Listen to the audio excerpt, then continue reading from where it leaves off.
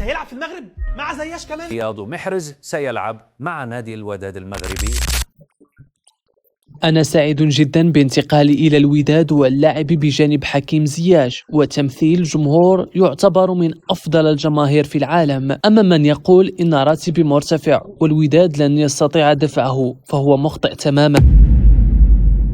مي لو فوتبول تاعو ما سي ني با اتراكتيف. محرز يجيبوه ب 200 مليون دولار ولا دورو بار موا هكذا، يلعب مع لاعب ماشي مين با محترف، على بالك يلعب بول بليزير. صحيح. ماشي كيف الناس تعتقد احيانا بانه اللاعب رياض محرز هو ملك للجزائر او ملك للمنتخب الجزائري. اولا هو ملك نفسه. مرحبا بكم مشاهدينا الكرام. إذن ومن بعد ما تأكد رسميا أن حكيم زياش انتقل إلى الوداد البيضاوي المغربي وغادي يختم المسيرة نتاعو اللي كانت مليئة بالإنجازات هنا في المغرب بعد رحيله عن نادي الأهلي السعودي، حيث أفادت مصادر رياضية متداولة بأن الجزائري رياض محرز سيلعب مع نادي الوداد المغربي هذا الموسم.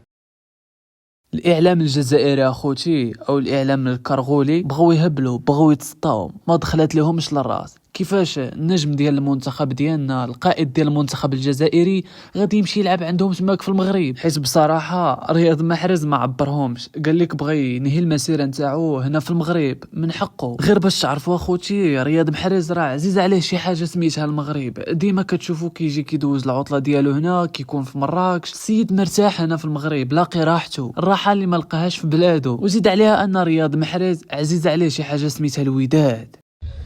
جمع وداد سي رياض ديديكاس ا بخير ان شاء الله. صراحة هاد الكراغلا والله تبقاو فيا، ما عندهمش الزهر حتى مع ولاد بلادهم، ولكن اش نديروا لهم؟ السيد بغى يجي يختم المسيرة نتاعو هنا في المغرب، حيت لقى المغاربة عندهم العقلية زوينة واعيين، ماشي بحال دوك الكراغلا. تخيلوا دابا كون شي مغربي بغى يمشي يختم المسيرة نتاعو ولا غير يدوز العطلة ديالو تما في الجزائر، راه غادي يجريو عليه بالحجر، ما غيتقبلوهاش. حنا بالعكس عادي، مرحبا بك اخي رياض محرز. اي نجم باغي يجي يختم المسيرة نتاعو ولا بغى يلعب هنا في البطولة المغربية مرحبا به، ما عندناش مشكل. بلادنا كترحب اي واحد مرحبا به هنا في المغرب. المغرب ما كيرحبش غير بالناس اللي ما كيحترموش، الناس اللي كيدويو خايب على البلاد، الناس اللي كيبغيو يطيحوا البلاد، هادوك هما اللي ما مرحبش بهم هنايا في المغرب. اما الباقي مرحبا بالجميع.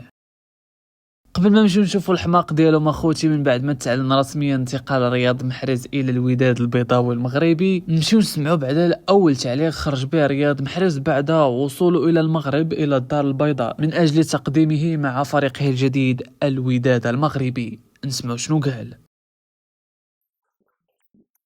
أنا سعيد جدا بهذه الخطوة الجديدة في مسيرتي، والانتقال إلى نادي الوداد الرياضي يمثل بالنسبة لي تجربة مختلفة ومميزة بكل معنى الكلمة. عندما وصلني عرض الوداد شعرت بحماس كبير، لأنني أعرف قيمة هذا النادي وأعرف جيدا ماذا يعني الوداد بالنسبة لجماهيره وللكرة المغربية. المغرب بالنسبة لي ليس بلدا غريبا، بالعكس لدي علاقة جميلة جدا مع هذا البلد، وأنا دائما أحب زيارته خلال العطلة الصيفية، وأشعر في كل مرة أكون فيها هنا براحة كبيرة وكأنني بين أهلي وأصدقائي.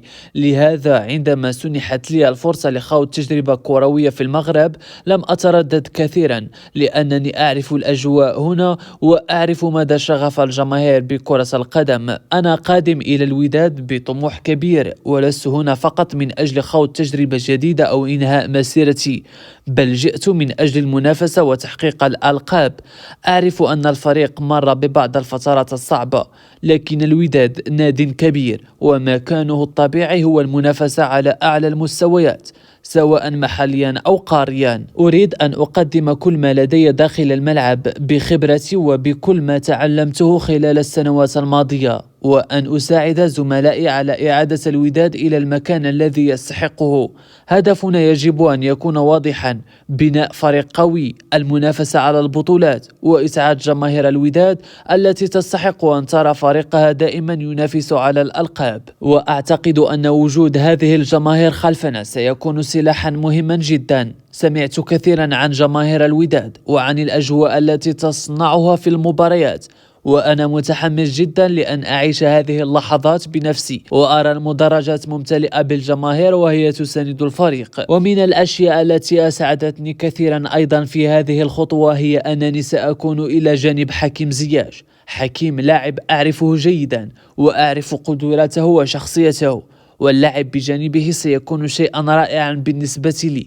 لدينا تفاهم كبير وأعتقد أننا نستطيع أن نقدم الكثير للفريق، لكن الأهم بالنسبة لنا هو أن نلعب من أجل الوداد وليس من أجل الأسماء. صراحة رياض محرز من بعد التصريحات زاد تكرفس على الكراغلة، أي زاد فقصهم، حيث الطريقة كيفاش دوا على المغرب، على الجماهير المغربية، على حكيم زياش، خلات الجزائريين يبقاو بلا نعاس. ما حيلتهم لهاد الشمسة اللي شمتهم ومشى يلعب في واحد البلاد اللي هي المغرب اللي كيعتبروها العدو ديالهم. ما حيلتهم القائد ديال المنتخب ديالهم يا حسرة كيدوي على المغرب بطريقة اللي زوينة. شوف هادشي راه عادي، حيت الا سولتي انسان اللي واعي غادي يقولك ما كاين حتى شي عيب، ما كاين حتى شي مشكل، كلشي هو هذاك. ولكن حيت هما كراغله كيجيهم في شكل لا كيفاش يدوي بهذه الطريقة هذه. سمعوا مازال بعد بزاف ميدو، والله العظيم مازال بدون ذكر الاسماء، مازال بعد بزاف يحطوا رجليهم في الارض ويعملوا ويطوروا انفسهم اكثر باش يروحوا بعيد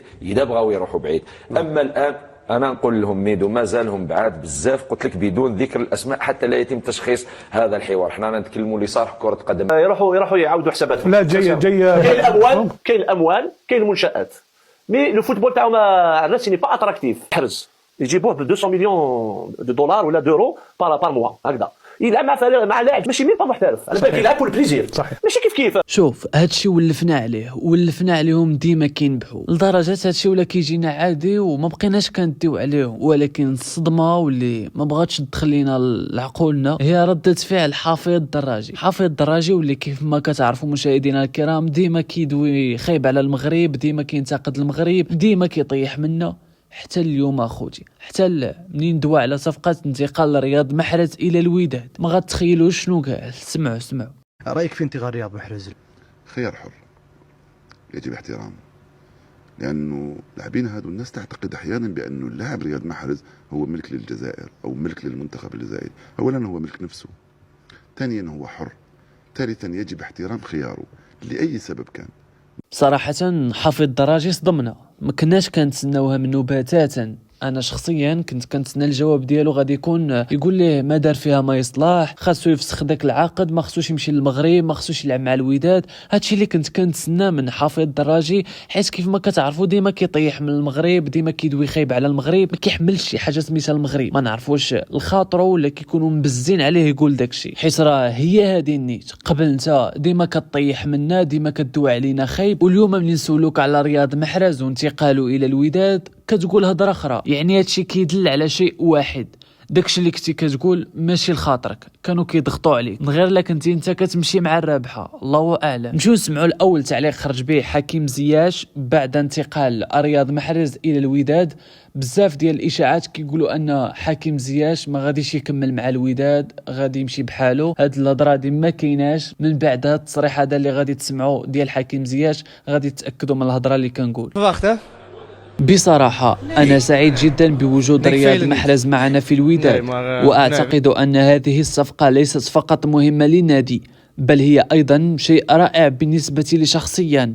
رياض لاعب كبير وصاحب خبرة وتجربة لا تحتاج إلى تعريف، ووجود لاعب بمستواه داخل الفريق سيمنحنا الكثير من الإضافة. منذ أن عرفت أن رياض سيأتي إلى الوداد كنت متحمسا جدا للقائه والعمل معه. نحن نعرف بعضنا جيدا، لكن اللعب إلى جانبه في نفس الفريق سيكون شيئا مختلفا ومميزا.